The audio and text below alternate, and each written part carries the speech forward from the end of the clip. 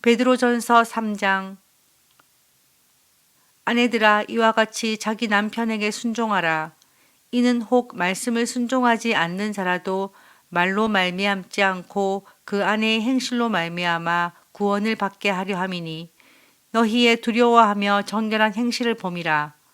너희의 단장은 머리를 꾸미고 금을 차고 아름다운 옷을 입는 외모로 하지 말고, 오직 마음에 숨은 사람을 온유하고 안정한 심령에 썩지 아니할 것으로 하라. 이는 하나님 앞에 값진 것이니라. 전에 하나님께 소망을 두었던 거룩한 부녀들도 이와 같이 자기 남편에게 순종함으로 자기를 단장하였나니, 사라가 아브라함을 주라 칭하여 순종한 것 같이 너희는 선을 행하고 아무 두려운 일에도 놀라지 아니하면 그의 딸이 된 것이니라.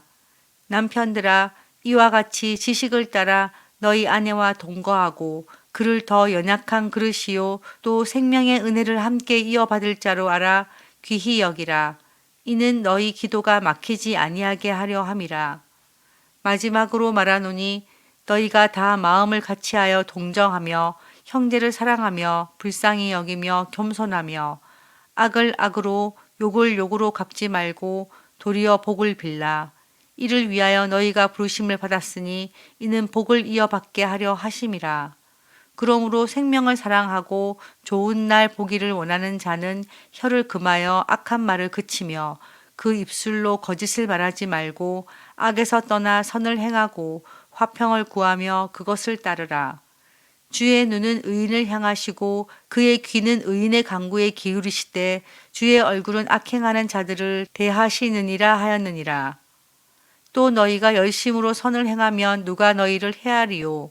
그러나 의를 위하여 고난을 받으면 복 있는 자니, 그들이 두려워할 것을 두려워하지 말며 근심하지 말고 너희 마음에 그리스도를 주로 삼아 거룩하게 하고, 너희 속에 있는 소망에 관한 이유를 묻는 자에게는 대답할 것을 항상 준비하되 온유와 두려움으로 하고 선한 양심을 가지라.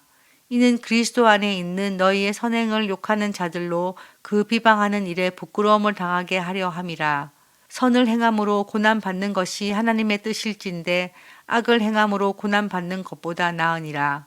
그리스도께서도 단번에 죄를 위하여 죽으사 의인으로서 불의한 자를 대신하셨으니, 이는 우리를 하나님 앞으로 인도하려 하심이라. 육체로는 죽임을 당하시고 영으로는 살리심을 받으셨으니 그가 또한 영으로 가서 옥에 있는 영들에게 선포하시니라. 그들은 전에 노아의 날 방주를 준비할 동안 하나님이 오래 참고 기다리실 때에 복종하지 아니하던 자들이라. 방주에서 물로 말미암아 구원을 얻은 자가 몇 명뿐이니 겨우 8명이라. 물은 예수 그리스도께서 부활하심으로 말미암아 이제 너희를 구원하는 표니 곧 세례라. 이는 육체의 더러운 것을 제하여 버림이 아니요 하나님을 향한 선한 양심의 강군이라. 그는 하늘에 오르사 하나님 우편에 계시니 천사들과 권세들과 능력들이 그에게 복종하느니라. 현대어 성경 베드로전서 3장. 아내들이여, 여러분도 마찬가지로 남편에게 순종하십시오. 그러면 지금은 아무리 주님의 말씀을 들려주어도 고지 들으려 하지 않던 남편들도 여러분의 늘 경건하고 순결한 행동에 감동을 받아서 장차는 주께로 돌아오게 될 것입니다. 여러분이 하나님을 공경하는 생활이야말로 100마디 말보다도 더 호소력이 있는 것입니다. 보석이나 화려한 옷이나 머리 단장 등으로 외모를 아름답게 보이려고 열중하지 마십시오. 오히려 온유하고 조용한 마음의 소유자가 되어 언제까지나 퇴색하지 않는 매력으로 내면을 아름답게 장식하십시오. 이것이야말로 하나님께서 보시기에 가장 값진 것입니다. 옛날에 하나님을 믿고 자기 남편에게 순종한 거룩한 여자들도 이와 같이 고상한 아름다움을 몸에 지니고 있었습니다. 아브라함의 아내 사라는 남편을 주인이라 부르고 순종하였습니다. 만일 여러분도 마치 좋은 딸들처럼 사라의 신앙을 따르고 바르게 행동하면 남편의 비위를 상하게 할까봐 염려하지 않아도 될 것입니다.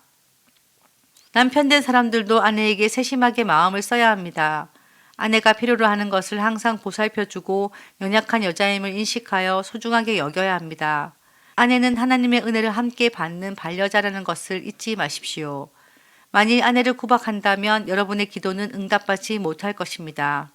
이제 여러분 모두에게 말합니다. 여러분은 행복한 식구처럼 서로 융화를 이루십시오. 따뜻하고 겸손한 마음을 가지고 서로 사랑하십시오.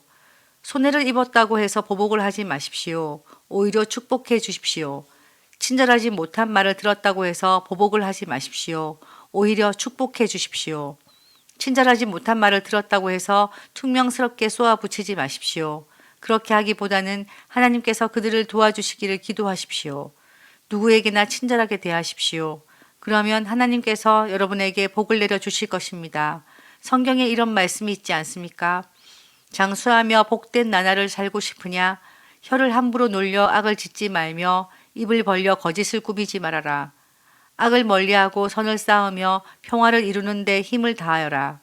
여호와의 눈은 바르게 살려는 이들을 향하고 살려달라 외치는 소리에 귀 기울이신다. 여호와께서는 못된 것들이 버리는 짓 다 헤아리시어 그 이름 기억하지 못하게 끊어버리신다. 여러분이 착한 일을 행하려 애쓴다면 누가 감히 여러분을 해치려고 하겠습니까?